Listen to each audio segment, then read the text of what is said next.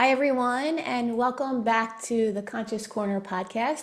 I'm your host, Courtney Sholnick, and today's episode is one that feels really personal to me, and I think it will resonate with so many of you, especially if you've ever felt financially stuck or fearful about making a change in your career. My guest today is Niraj Chhabra. Niraj is Managing Director at Sidebar Advisors and a financial advisor who specializes in working with attorneys. He holds credentials as a CFP, MBA, CLTC, and CRPC, and his practice is uniquely designed to help lawyers navigate the financial challenges and opportunities that are specific to the legal profession. We first connected through the Wellness Summit for Female Attorneys, where we were both presenters, and I knew right away that I wanted to bring him on the show. Today, we're going to talk about what it feels like to plan for a big career or life transitions without being ruled by financial fear. We'll explore how attorneys can build a financial cushion that allows for more choice, how to step back and see the bigger picture when it comes to income, and how to shift the mindset of, I must earn this amount or else, into something more expansive. We'll also get into some common mistakes attorneys make with money and the steps you can take starting now to create more clarity and freedom in your financial life. So Niraj, thank you so much for being here. I'm really looking forward to this conversation with you. Same here. Thank you, Courtney. My pleasure. So I wanted to begin with something that hits home for me, and it's something that I think comes up for many of attorneys.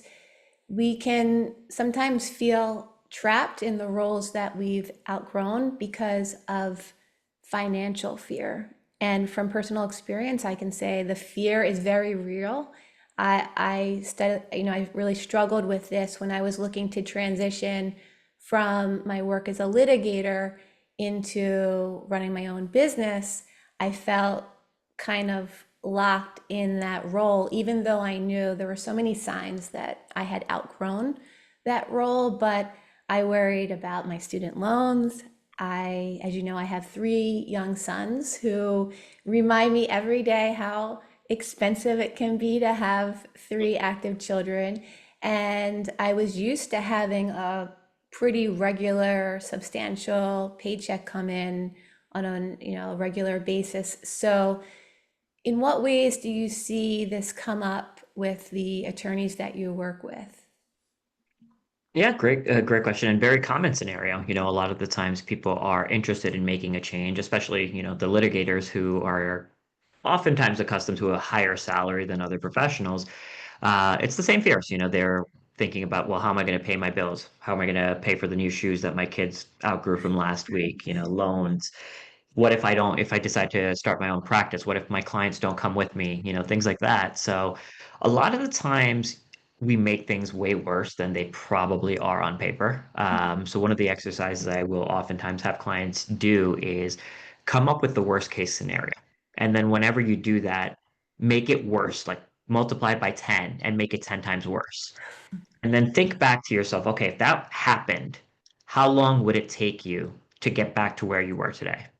And Mm, most of the time, it's like, I could probably get another job going back to doing this type of work pretty quickly, within 6 months. So when you look at it from that perspective, it's not that bad. The worst case scenario is very easy to undo.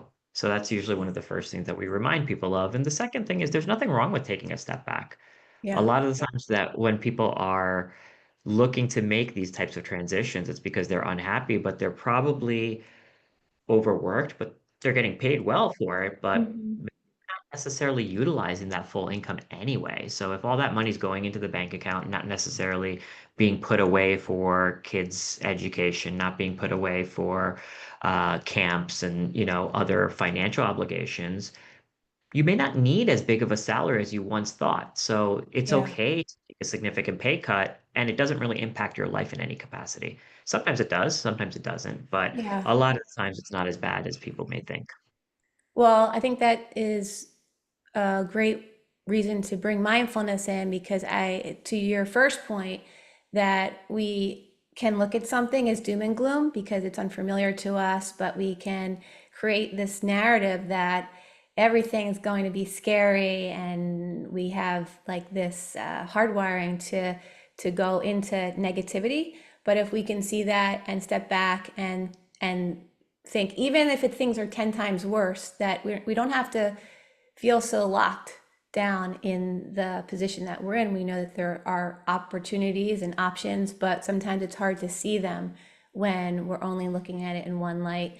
And to your second point, I do think that without taking a step back and seeing like how it is we're using our income and where we're attributing what it is that we earn, then we can appreciate that we're maybe on better footing than we otherwise felt or thought. But I also know that there's a certain intentionality that if you are planning to step away from a role that you feel you've outgrown, or you want to pivot in some way, that it can make the process feel less daunting if we are mindful about saving some of our income and put aside money for expenses and whatnot. Is there usually a realistic savings target that you encourage your clients to consider before stepping away from their current role to take on something new or to maybe launch their own business? Yeah, I mean, as a general rule of thumb, people will say you should have 3 to 6 months worth of expenses set aside in cash. If you are part of a dual income household, maybe you could get away with being on the shorter end of that spectrum at 3 months. If you're the sole earner or the primary earner, you might want to be closer to six. But that being said, if you're thinking about stepping aside from your current role in, let's just use somebody who's thinking of something more entrepreneurial, Yeah. you really want to have somewhere between 12 to 36 months worth of expenses set aside in cash, for a few reasons. Number one is you just don't know how long it's going to take before you get your new client potentially, but you Right. still have your overhead, your household overhead, as well as your business overhead. So you're still going to maintain your malpractice insurance. If you decide to get an office, that's still going to, need to be paid in addition to your mortgage, in addition to groceries and things of that nature. So Yeah. giving you a lot more runway would be helpful. Yeah. Um, as you know, we work with a lot of lawyers, and I don't have to tell the lawyers on this call. Sometimes you don't get paid right away. You do the Mhm. work, but there could be a delay between the time you invoice your client and the time they actually pay that bill. So Yes. you need to Yes. account for that. You Yeah. still have your bills even if they didn't pay theirs. So giving yourself that runway just helps bridge that gap a little bit further. Hmm. But the other reason that people may not necessarily realize is that it just makes you a better lawyer to have that cushion. And what Yeah. I mean by that is sometimes when people jump the gun and they leave prematurely, their current role prematurely without having that nest egg, what ends up happening? Sometimes they have their back up against the wall. They have to take cases because they have to pay their bills. Hmm. What ends up happening as a result of that? They take on cases that maybe they weren't necessarily qualified to take on, Right. or they start discounting their rates to compete for business that they may not otherwise have wanted at that hourly rate. So, Right. when you have this cushion behind you, it just gives you the confidence to say no. It gives you the confidence to be able to say, well, no, my rate is X, and you're going to get a better experience than going with somebody who's cheaper, and I'm not going to compromise on my rates as a result of it. So a Yeah. lot of reasons that having this cushion is going to just be so much, just put you in a much stronger position. Yeah, I feel like it allows you to do things on your terms as opposed to going Absolutely. from one job where maybe you're unhappy or you're not feeling fulfilled to going, just leaving that job and going to something else where it's still the same formula. You're still working within the confines of something that you're not feeling fulfilled by, but you're doing it because of the financial fear. I can say from personal experience that the work that I do, the mindfulness work that I do, I've built organically through my own personal practice, and then wanting to support, like you, attorneys. And I became clear that I wanted to pursue it on a full-time basis. But the one piece, like after I got everything lined up and it was very clear that this is the next part of my journey, I would go food shopping for my family.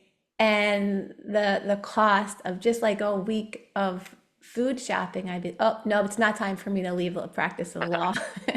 So it can be costly, and our financial obligations can hold us back. But if somebody gets very clear with knowing that, okay, I'm ready to move on, and they have this intention to save up so that they can create a cushion, what is a step, the first step that you can help them with in creating a plan that helps them to not feel so overwhelmed by the financial end of things? I think the first step is just taking inventory of what's actually coming in and what's going out. So, in many examples, they are part of a dual income household. Yeah. Well, how much of your spouse's income can we rely on? How much is that gap that we need above and beyond their income for you to keep the house afloat? You're Yeah. not going to know that until you actually go through your expenses. So in your example, are you spending $500 a week on groceries? Write that down. How much is Hmm. your mortgage? Kids activities, are a lot of the times you're going to want to continue to do those. If you're taking care of a aging parent, those expenses are going to be there. So just having a full tally. But the biggest thing that I think that people should be doing is create an annual budget, not a monthly budget. What's the difference? It's not just taking your monthly budget and multiplying it by 12. A lot of the times expenses come up seasonally. Yeah. Kids Yeah. activities, landscaping, Oh, vacations, things like water that. water bill. My husband's always complaining about the water bill during the In the summer summer, months, having a absolutely. backyard. Yeah. Yeah. Yeah. This is So those water. things aren't going away because of this transition. So you want to make sure that you have a very detailed worksheet to kind of figure out what do we really need. So hypothetically, your expenses come out to $10,000 a month, and we know that your spouse is able to bring in seven after taxes. We Hmm. know, okay, well, the gap isn't as substantial. You were making six figures, but we only really need 3,000 net per month in order to stay afloat every year. So, and Yeah. that's, just early on, just to get yourself situated. And then over time, your income, is going to go up. So, Yeah. just kind of creating a framework was always helpful. So yeah, and taking a more expansive view of like looking at things from an annual perspective as opposed to a weekly or monthly. I will, Yeah. full disclosure, I will admit that I was somewhat from a financial end, I was living under a rock because everything was secure. I knew that if I did good work, I showed up, I more more or less hit my billable requirements, that I had security in the work that I was doing. And I didn't really pay attention to, I'm married, I have a husband who is successful at his work, and again, a certain security there, but I wasn't paying attention to collectively what we bring in together.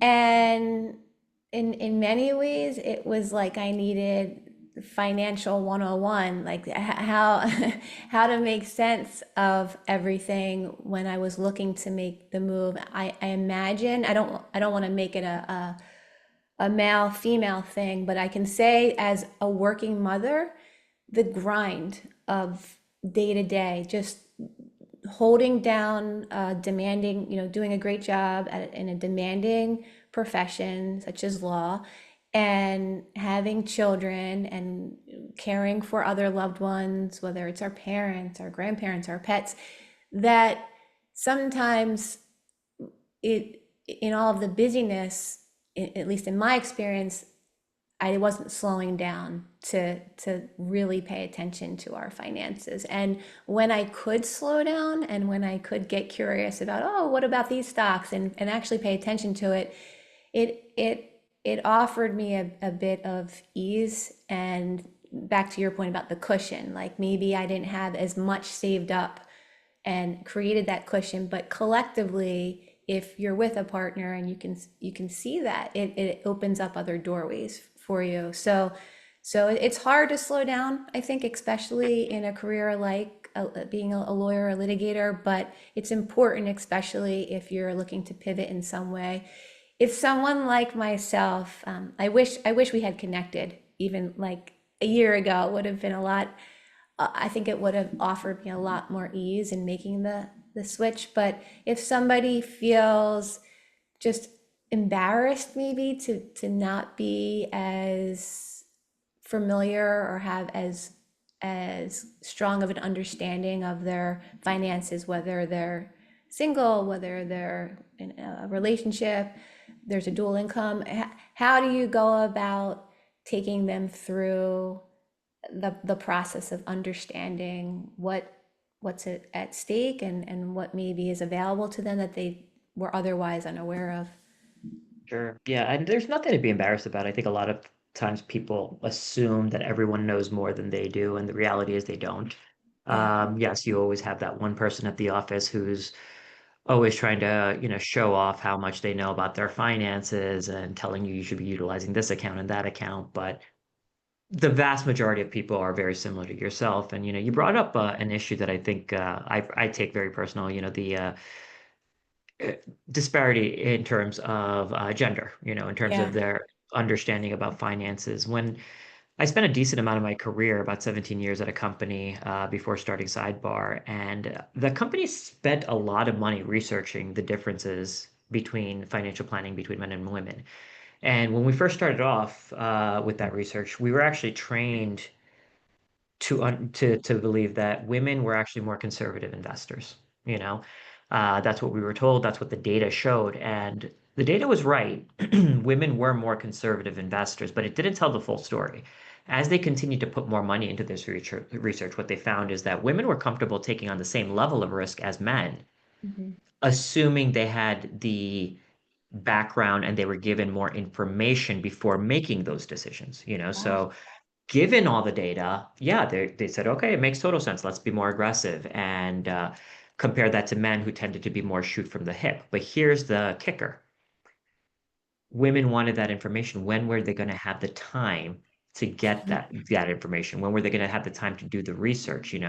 We work with a lot of women lawyers that are the primary breadwinners of their household, but they're still packing their kids' lunches in the morning. Right. We Right. have women who are, the primary breadwinners, but because they are attorneys, their siblings just naturally have that expectation. Well, Courtney's an attorney. She could afford to take care of mom more than we could. Mm, They yeah. just naturally have a lot more on their plate. 75% of caregivers, I believe, are women, for aging parents. So with all that on your plate, it's very understandable why you may not have the time to dedicate towards your finances. So there's nothing to be embarrassed about. It Yeah. just comes with, a lot more on your shoulders. So we're able to start from the basics, collecting things at whatever pace our clients are looking for and comfortable with. So starting off with, okay, let's just take a look at your credit card statements, not to, shame you or anything like that, but just to Hmm. get an understanding of what your expenses look like, Yeah. you know? Let's take a look at your employer benefits and see, are we taking advantage of things that you may not otherwise have considered? So it's starting from basics, and there's nothing wrong with that. It's comforting. And it's also nice to know that I'm not alone. I Oh, sometimes, 100% not.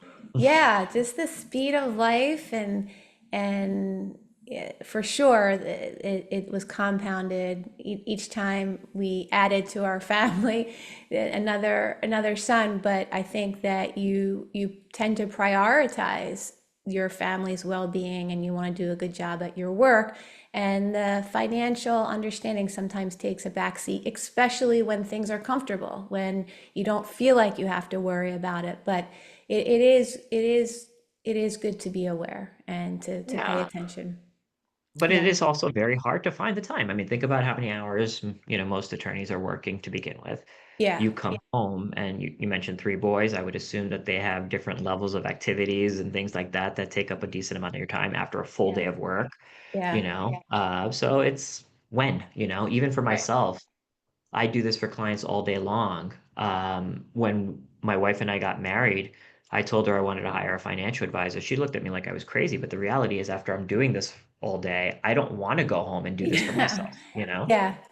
Plus, it's not easy to be objective with your own money compared to giving clients advice. So, Right. having an objective third party to just weed through the noise and just kind of tell us what's relevant to our situation and just do it for us, it's a huge weight off our shoulders. We know that financially we're making the right moves, even if I don't necessarily always have the time to dedicate towards it. Right. Right. I wanted to go back to something you were talking earlier when we first began our conversation about the way we relate to things. And one of the tactics that I think can be, I don't know if I call it tactic, but again, it's the way we're relating to income. You had spoken before we began before we began taping this episode. We were talking about reframing income, and oftentimes because we're so used to earning a certain amount, we feel like we must earn a certain amount in order to be okay, or back to what you were saying about the female attorney who's the breadwinner in the house. When we've held that title for so long, we box ourselves up as having to earn X amount versus what is enough. And I think when we can step back and notice what we're telling ourselves, such as like, I need X amount or else, versus, oh, this will be enough for me to live a perfectly good life. How do you help attorneys, given what they're maybe conditioned or used to? How do you help them to step back and see the bigger picture to appreciate what truly is enough? Yeah, I think you said it. You answered the question yourself. There's a huge difference between what you earn and what you need. So I think that most of the time people lose sight of that. They think that, okay, well, I need, especially if you're working in a big law firm or a mid-sized firm, where there's a lot of demands of you, they're compensating you appropriately for those demands in a lot of cases. So a lot of the times when you actually look at what you're spending as a household, Yeah. you could afford a six-figure pay cut and still keep your exact lifestyle, but people don't realize that because nobody wants the pay cut, you Mm. know? But when you actually take a step back and say, okay, well, I'll have better quality of life. I'll have reduced hours, less billable hours. Yes, I'm taking a pay cut, but it's still enough to pay the mortgage. It's still enough to keep our kids' activities in place. It's still enough to put money aside for our retirement. Yeah. It makes a huge difference, and you're just happier overall, whether it's, changing to a different firm or starting something on your own. It just gives you a lot more flexibility when you understand what's necessary versus what you are giving up. Yeah, and I can speak from personal experience. Not my kids are older now, but when they were a bit younger and we had a nanny who would come and help us with our kids while we were, both my husband and I were working full time. It was a huge expense just for the child care alone, not to mention their activities. But when I decided that I wanted to pursue my mindfulness work more seriously, I decided to scale back. And instead of working full time at the law firm where I was working part time. And while that was a significant pay cut of what I was earning each year, when you take out of the equation how much we were paying the nanny, and you Sure. have me around more, still able to do the work that I was enjoying, but scaling back my law practice so that we didn't have to have a nanny come at Fine. maybe 6:30, 7 o'clock in the morning and work till 7, 8 o'clock at night. So we saved there, and it also gave me so much more flexibility, which I think as a working mom, and getting back to what we've been speaking about, who juggles a lot, you can't put any sum of money on that. So No. it's a different way at looking at the situation, and also allowing yourself to step out of this mold of having to bring in a certain amount, and seeing the the real benefits of pivoting in some way. Yeah, I think that you're right. There's a lot of expenses that are naturally just going to get cut. So if you're not going to an office, perhaps, that could be a significant reduction in terms of commuting costs, Hmm. tolls, parking, things of that nature. Yeah. You mentioned, the nanny care. The other thing that you mentioned was student loans. Hypothetically, if you do take a dramatic pay cut, don't forget it may not be in year one, but if you have any type of income-based repayment, well, Hmm. if your income is lower, your payments are going to naturally be lower too. So you give yourself a little bit more runway there as well. So a lot of these things need to be taken into account. The only thing I'll say as like a word of caution about, the childcare thing is, yes, maybe you're home more and you have more availability to take on more of those responsibilities. But where I've seen it almost backfire in certain situations is, Mhm. well, now you're taking on the full-time care and it doesn't give you the time to Right. pursue the business endeavors that you originally set out to pursue in Yeah. the first place. So it's a balancing act for sure, but Yeah. you're 100% right. You can oftentimes reduce the number of hours. Yeah, and that is also depending on the ages of our children. Yeah, it can Sure. be tricky when they're really young. I've found that I joke around over here that I'm waiting for Mark Wahlberg to call me and ask me to join the 4 a.m. workout crew because to your point, yes, if we scale back on childcare, well, prime time during the day when everybody's up, we're not able to shut a door, especially if we have younger ones, and go into our office and just crank out work. So it Mhm. meant for me getting up earlier and earlier. So I had several hours early in the morning where I had my time and I could grow and scale the work that I wanted to, and then also be really present for my family. So I'm still waiting for the call from Mark Wahlberg. I'm ready to join the workout crew, the 4 a.m. club, but so far, No the phone phone call. has no phone call, not yet. If somebody is curious about working with you and wanted to connect, how is best for them to reach you to find out more about the ways in which you can assist them? Yeah, and I appreciate you asking that. They could just go to sidebaradvisors.com. We're available there, or you could check us out on LinkedIn. Niraj Chhabra is my the name, or we're also on sidebaradvisors.com. It's excuse me, Sidebar Advisors and LinkedIn as well. So there's plenty of places to reach out to us. We do host a number of attorney-related networking events. So, for example, September 24th, we're hosting one virtually for lawyers to meet online and just talk about their practice and connect with one another. October 15th, we're hosting one specifically for women lawyers. I'll We're be going to be there. doing it.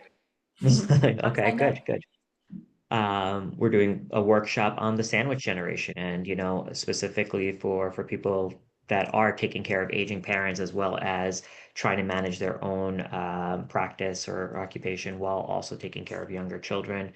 What's the Hosting a name? workshop. Did you say the sandwich generation? I never Yeah, heard of yeah, that's that. what they call them. It's people that are kind of in between, where they're basically taking care of three different generations themselves, the younger generation and an Oh, older generation, and it's a lot on them. So, what needs to be, discussed, and how do we, do that? Because a lot of the times it's competing. So, for yeah, example, sometimes we're taking care of mom or dad, yeah, and that's a non-negotiable. And right. again, there's that expectation. If you're an attorney, you're making more money, and it's going to be on your shoulders from a financial perspective. Well, guess what? That's thousands of dollars less that we could potentially be allocating to towards our kids' education, whether it's activities or college or anything like that. So Right. it is a very, tough situation to be in, both emotionally, financially, as well. So we're doing a course on that as well.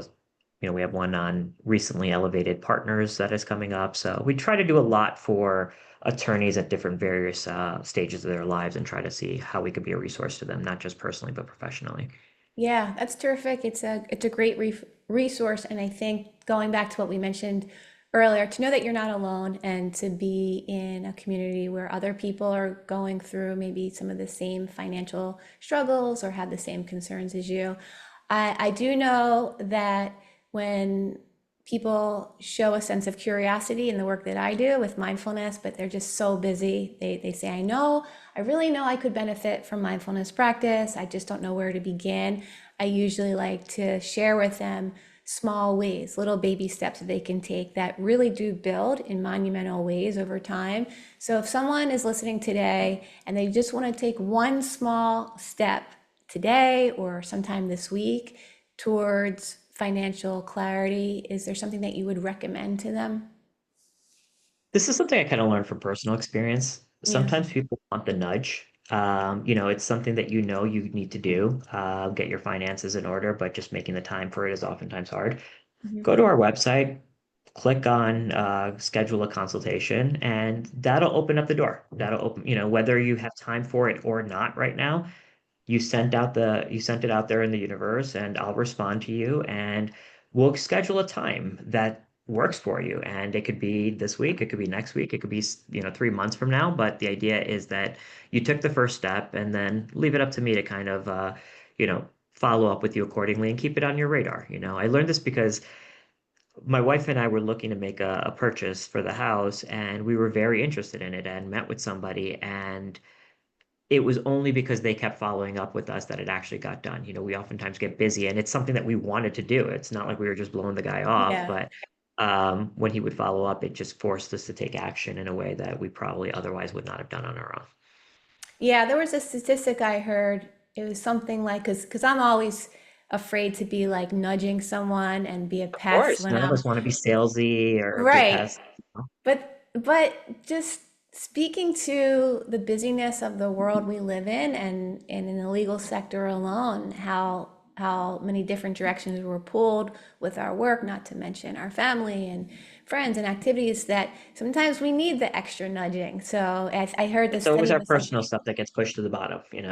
Yeah, I think it was like an average, it takes like 7 to 8 outreach, like emails or calls before someone's like, okay, now I'm gonna Yes. make the time. So Uh-huh. so that's great that people can have a sense of accountability by reaching out to you, but then let it, sit back a bit more, let you and your team guide them for the ride. And Mhm. it'll be a smoother one working, I'm sure, with you. Rather than So, going at it alone. Yeah. yeah, Sometimes, yeah, a big part, and I know we didn't really get to address it. A lot of the times, you mentioned smoother ride. Sometimes it's just due to indecision, just because people aren't always on the same page. So both of our audiences are attorneys, and sometimes, you'll find two people who met in law school. One person was the one who had mom and dad pay for their education, and then the other person, went to law school at night because they had to work during the day. And somehow these people find one another and get married, and now they're trying to get their own finances in order and take care of their kids and everything like that, but they have disagreements. One yeah. person says, well, we have to pay for our kids' education, and the other one says, no, I want to retire early. Well, Mm, you should know, how much your student loans held us back from getting our first house. We don't want to do the same thing for our kids. That's true, but it helped me grind. It helped me appreciate the value of my education. It told me to work hard.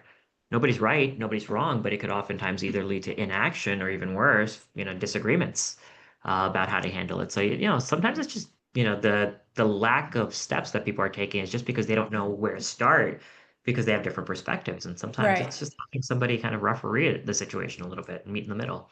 Yeah, have an expert sort of coach each of the clients along and take some of the more contentious stuff that can arise between spouses or partners. So Absolutely. that's really wonderful. Well, I like to leave listeners with any resources, whether there are tools that you know of, books, maybe podcast episodes, maybe just going simply to your website, anywhere that people can go to begin navigating some of the questions that they have. Yeah, I mean, there's plenty, there's no shortage of resources out there. Yes, sidebaradvisors.com has some if you're looking for white papers on financial planning for women lawyers or financial planning for attorneys in general. We have plenty of stuff like that as well as our YouTube channel. Only thing I'll say is whenever you're doing a Google search, just be cautious. There's a lot of, people who are influencers more than they are financial advisors, and you just got to be cautious on, does this advice pertain to you? Does it make sense for you and your family? A lot of Right. times the answer is not. Keep in mind it sounds good on the video, but just be cautious about whether or not it's tailored to your unique circumstances. Perfect. Perfect. Thank you so much. Well, I want to thank you for joining me today and for sharing such a thoughtful perspective. And what I really loved about the conversation is that you reminded us that financial planning isn't just about numbers on a page, but it's about creating options that feel right for wherever we are in life. So, for anyone who's listening or watching who may feel trapped in their current role, or you're just simply ready to bring more clarity and intention to your financial life, I hope this conversation gave you a sense of what's possible when you take the time to pay attention to your finances and you have a plan and the right support. So thank you again, Niraj, and thanks for all the great work that you and your team are doing at Sidebar Advisors. I appreciate it. Thank you, Courtney. My pleasure.